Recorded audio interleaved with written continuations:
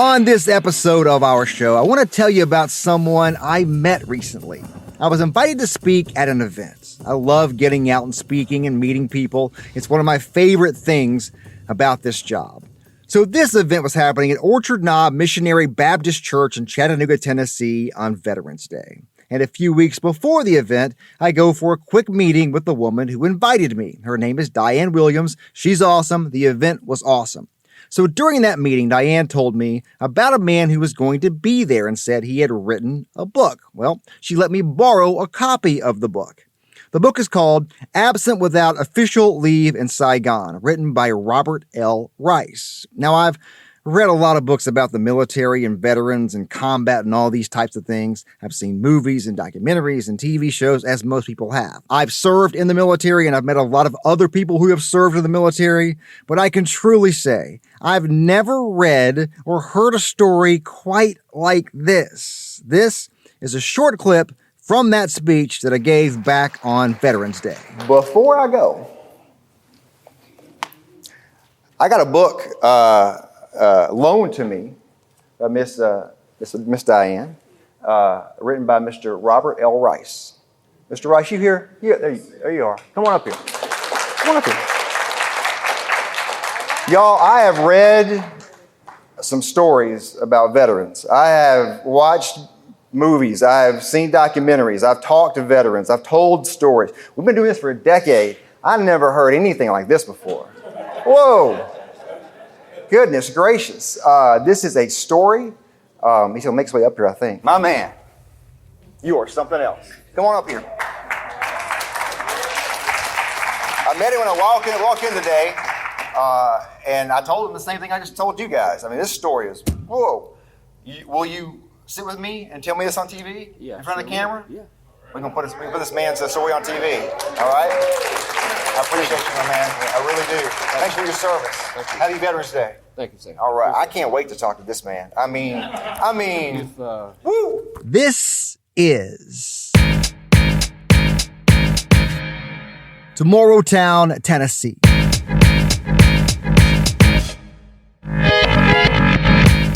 This is the podcast that tells the stories of the people who call the Tennessee Valley home. We discuss the problems we're all facing, and we talk to people who are working on solutions.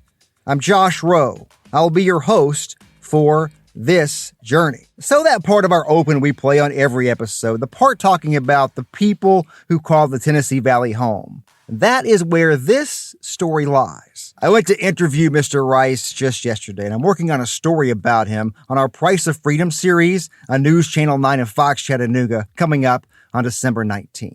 But the conversation was so powerful, I wanted to share part of that conversation here with you. I think about Vietnam every day. Just about every day, some thoughts, even at night. Thoughts will be about Vietnam. If I see Vietnamese people and hear them talk, I can pick up on some of the language. I used to be able to speak it real well at one time. And now since I've been back home, by me not speaking it, I have forgotten some of the terms. But when I hear it, I know some of the things that they're saying I can pick up on. Yeah, Vietnam will always be with me. Tell me about, you said you think about it every day. What do you think about? I was there for 3 years, and I think about the combat part of it, and I also think about the time when I lived downtown. I lived downtown in Saigon for 6 months. I was AWOL for 6 months. I got captured for about 2 days.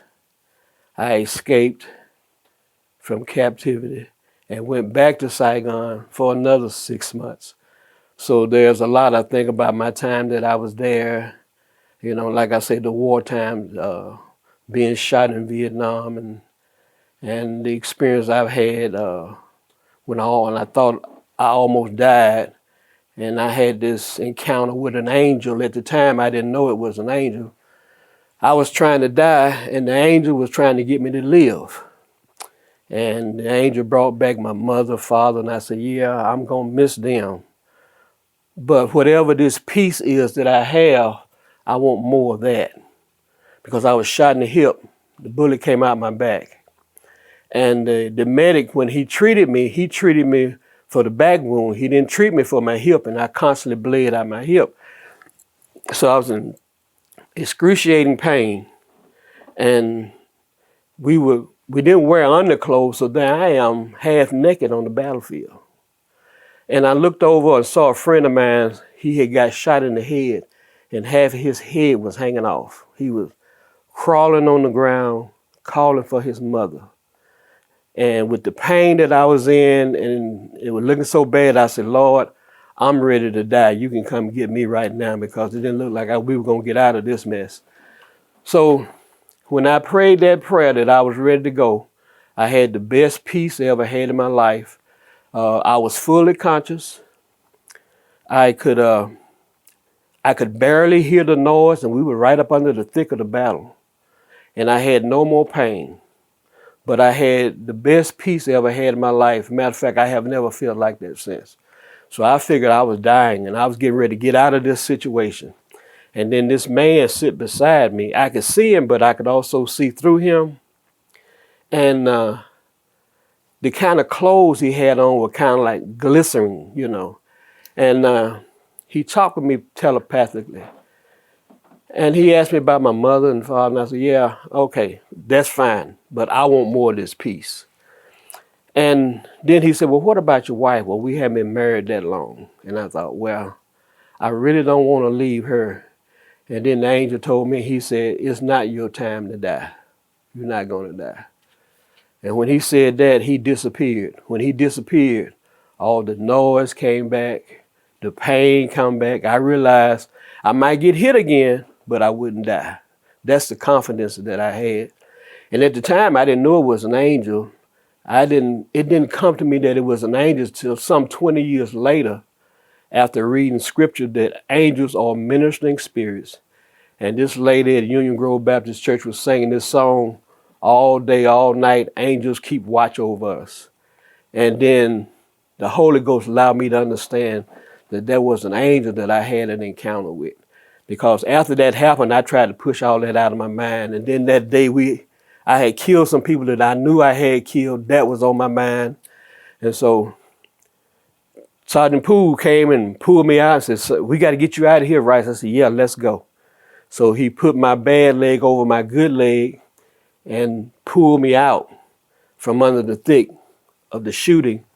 And then they got me back to what they call a staging area. And in this area, they determined who should go to get better help or who was going to die. I would hate to be the person that determined that, because some of the people they determined was going to die lived. I knew one boy, he got shot in the knee and he died of shock, you know. So, and that's where they discovered that I was shot in the hip. And then that's when they patched that hip up. But like that angel told me that it wasn't my time to die. So yeah, that's constantly on my mind. And I know one day when I do leave this earth, I'm going to see that angel again. You said you didn't realize it for 20 years. What did you think it was? I shoved it out of my mind. I kept it out of my mind. I never wanted to write this book, period. But Cecil was a combat wounded veteran who talked with veterans who suffer from PTSD. And at the time, I didn't know that I had PTSD. So Cecil was the one that says, you really need to write a book. But when I went in there to talk with him, you know, I was just going to go in, talk to him, you know, and try to fool him that I had it. Yeah. Before we get too far in that, tell me who Cecil was. Was he a counselor at the VA? Cecil was a counselor at the VA who helped veterans who suffer from PTSD to recognize that they do have it and how to help them deal with it. So what year did you meet Cecil? Oh, man. Roughly. Just kind of 20 years ago, 15 years ago? Oh, it 20, let's see, it had to be 30 years ago. Yeah. And at that point, had you been diagnosed with PTSD? What'd you know? Because 30 years ago, we didn't talk about it like we do today. No. I don't know. Somebody told me that, you ought to try for PTSD, for being compensated. And I thought, well, I'm not suffering from PTSD. I'm not crazy. And so when I went to go talk with Cecil, I'm thinking I'm going to fool him that I do have PTSD. And when I got to talking with him, he started talking about the ball games and all that. He got me real relaxed and all that stuff. And all of a sudden, bam, he hit me with, what was the worst thing that happened to you in Vietnam? And the same day that I got shot, a good friend of mine who was a Filipino, he and I came in the country at the same time. He got killed that same day. And they were throwing dead bodies and wounded bodies in the truck, in the same truck. And I'm laying on my stomach, and they throw him up there. He's got his steel pot on, and his head is moving, and I'm thinking I'm trying to wake him up. Well, when I told Cecil about that, I broke out, start crying. And I never realized how much that affected me, even to today. But at least I realize what it is that affects me and makes me do the things that I do. And when I told Cecil, when I left out of there that day, and Cecil said, look, a lot of veterans will not come back when that happened to them. He said, but you need to come back and let's talk about this.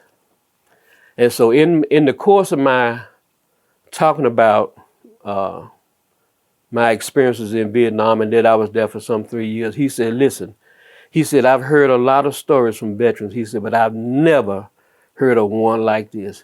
He said, Robert, you need to write a book.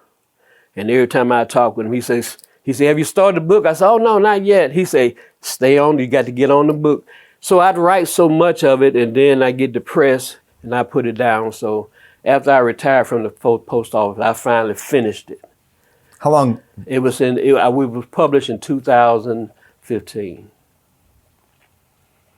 But it took me a long time to write that book, because whenever I get started and stop, then I'd have to start back over to see where I was, to try to continue to the book. How comfortable are you now? I mean, obviously we're talking today on camera. How comfortable are you now talking about all the details? Well, Cecil let me know you got to talk about it because it's there in you and it's going to come out some kind of way.